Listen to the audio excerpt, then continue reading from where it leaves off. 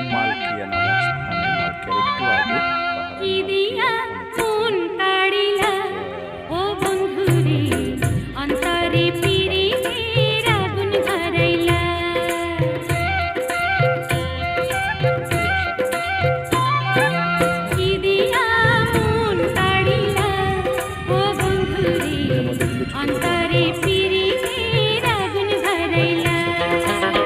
নজরে নজরে রাখিয়া আমারে, নজরে নজরে রাখিয়া আমারে নয়নের বান মারিলা।